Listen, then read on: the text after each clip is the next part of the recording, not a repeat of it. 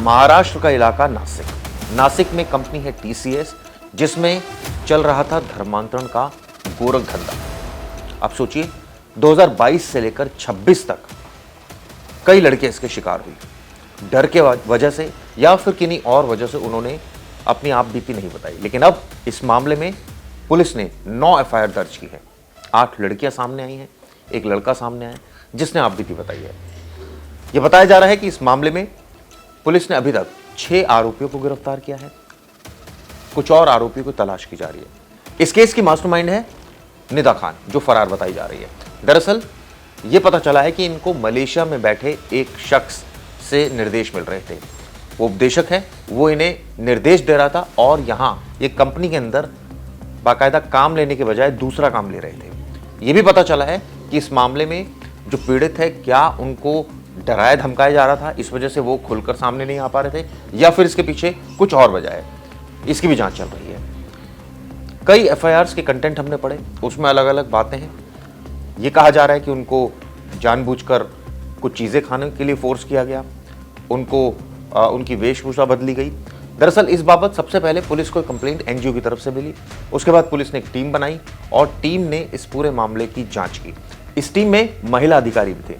दरअसल महिला अधिकारी इस बीपीओ में गई और वहां पर डेकॉय कस्टमर बनी, बाकायदा जांच की और उसके बाद जब उन्हें सीधे सबूत मिले तो कार्रवाई की। इस पूरे मसले को लेकर पुलिस का क्या कहना है, इसे सुनिए। नासिक सिटी में एक मल्टीनेशनल कंपनी में काम करने वाले महिलाओं के साथ छेड़छाड़, मेंटल टॉर्चर, सेक्सुअल टॉर्चर और धार्मिक भावना को ठेस पहुंचाने की 9 मामले दर्ज किए गए। इसमें से 6 आरोपियों को अरेस्ट किया गया है। नासिक का वो टीसीएस बीपीओ जहां पर युवक और युवतियों को टारगेट कर टीम लीडर और एचआर एग्जीक्यूटिव धर्म परिवर्तन करने की कोशिश कर रहे थे, उन्हें यौन उत्पीड़न कर रहे थे, उनका यौन उत्पीड़न कर रहे थे, उन्हें उनके धर्म के बारे में अनाप शराब कह रहे थे। उस मामले में अब कुछ और पीड़ित सामने आ गए हैं। 3 और पीड़ित युवतियां पुलिस के सामने आई हैं और उन्होंने ये बताया है कि यही टीम लीडर और एचआर प्रोफेशनल निदा खान उन्हें भी टारगेट कर रही थी, उन्हें भी टारगेट किया जा रहा था। उनके धर्म के बारे में भी अनाप शनाप कहा गया था, उनके धर्म को परिवर्तित करने की कोशिश की गई थी, उनका धर्म परिवर्तन करने की भी कोशिश की गई थी। आपको बता दें कि इससे पहले 8 एफआईआर युवतियों ने कराए हैं जो उस बीपीओ में काम करती थी और एक युवक ने एफआईआर कराया। कुल 9 एफआईआर रजिस्टर्ड हैं। अब 3 और युवतियां सामने आई हैं जो उसी टीसीएस बीपीओ में नासिक में काम कर रही थी और पुलिस को उन्होंने अपनी आप बीती बताई है। आपको बता दें इस मामले में अभी तक एफआईआर दर्ज नहीं हुई है, पर जल्द ही इन तीनों की तरफ से भी एफआईआर दर्ज हो सकती है। पुलिस का यह भी कहना है कि जो संख्या है टीम लीडर, आरोपी टीम लीडर और एचआर प्रोफेशनल की, वो भी बढ़ सकती है और कुछ आरोपी इसमें इन्वॉल्व है, इस धर्म परिवर्तन के रैकेट चलाने में इन्वॉल्व है। इनका एक व्हाट्सएप ग्रुप था जो कि अब फोरेंसिक इन्वेस्टिगेशन के अंडर है और आपको बता दें कि इस व्हाट्सएप ग्रुप पर जो निदा खान है और जो टीम लीडर हैं, आरोपी टीम लीडर, ये लोग डिस्कस किया करते थे, यहां पर वार्तालाप किया करते थे कि किसको टारगेट किया जाएगा, टीम में से किसको टारगेट किया जाएगा। इसके अलावा ये भी इंफॉर्मेशन सामने आ रही है, ये भी खबर सामने आ रही है कि इन 3 युवतियों के अलावा जो अब सामने आई है और कुछ आरोपी टीम लीडर्स के साथ इन्वॉल्व थे, एचआर प्रोफेशनल निदा खान के साथ इन्वॉल्व थे, तो आरोपी की संख्या भी अब बढ़ सकती है। ये व्हाट्सएप ग्रुप जो है, जो इनका व्हाट्सएप ग्रुप था, उसे की एविडेंस समझा जा रहा है, उसे अहम सबूत समझा जा रहा है और फोरेंसिक जांच के बाद उसे कोर्ट में पेश भी किया जाएगा। अब इस मामले की जांच एसआईटी कर रही है। दरअसल एसआईटी में सीनियर पुलिस अधिकारी है, वो बारीकी से एक एक एफआईआर की जांच कर रही है।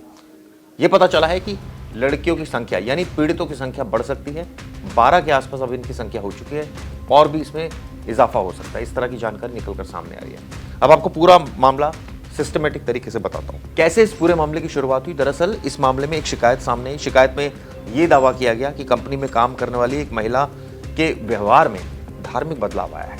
अब सोचिए, इसी आधार पर एक गुप्त ऑपरेशन शुरू हुआ और उसके बाद हाउसकीपिंग स्टाफ बनकर पुलिस कर्मियों को अंदर भेजा गया। जब वो अंदर गए तो जो उन्होंने देखा उनके होश फाख्ता हो गए। जब जांच इस मामले में शुरू हुई, ऑफिशियली एफआईआर दर्ज हुई, आरोपी की गिरफ्तारी हुई, तब उनके मोबाइल खंगाले गए। कई व्हाट्सएप चैट सामने आई, कुछ ऐसी चैट्स भी सामने आई जो डिलीट की जा चुकी थी, जिसके बारे में आरोपियों ने बताया। यह भी पता चला कि इस शख्स को वीडियो कॉल के जरिए पीड़ित कर्मचारियों से मिलवाया जाता था। यह भी दावा किया जा रहा है कि जांच एजेंसियों के लिए बेहद अहम है, क्योंकि इससे संकेत मिलता है कि पूरा नेटवर्क सिर्फ भारत तक सीमित नहीं है। इसके तार मलेशिया और दूसरी कंट्रीज में भी जुड़े हो सकते हैं। पुलिस अब यह देख रही है कि इस मामले में जो आरोपी पकड़े गए हैं उनके बैंक अकाउंट्स खंगाले जा रहे हैं, उनकी व्हाट्सएप चैट्स खंगाली जा रही है, कहीं उनके अकाउंट में विदेशी फंडिंग हुई, इस बात की भी जांच की जा रही है। फिलहाल पुलिस और एसआईटी इस पूरे मामले को, नेटवर्क को समझने के लिए अब आप सोचिए कि मलेशिया लिंक की सच्चाई जानने की कोशिश कर रही है, ताकि दूध का दूध और पानी का पानी हो सके। आप सोचिए, इतनी बड़ी मल्टीनेशनल कंपनी है, अगर काम के अलावा उनके साथ ये हरकत हो रही हो, यानी धर्म परिवर्तन कराया जा रहा हो, तो ये कितना संगीन मामला है। कौन ये करा रहा था? अभी तक 6 लोगों को, जैसे मैंने बताया, अरेस्ट किया गया है, कुछ लोगों की पहचान हुई है। इनको फंडिंग कहां से आ रही थी? क्या मलेशिया से ही आ रही थी या किसी और कंट्री से आ रही थी? इसका उद्देश्य क्या था? और जो पीड़ित हैं वो आसानी से क्यों इनके जाल में फंस रहे थे? क्या उनके समक्ष कोई मजबूरी थी, या ये टारगेट्स ऐसे ढूंढते थे जो वल्नरेबल हो, यानी उनको ये पता हो कि इस टारगेट को आसानी से अचीव किया जा सकता है। इन तमाम मामलों की और इन तमाम एंगल से पुलिस की जांच जारी है। बताइएगा वीडियो आपको कैसे लगी। धन्यवाद।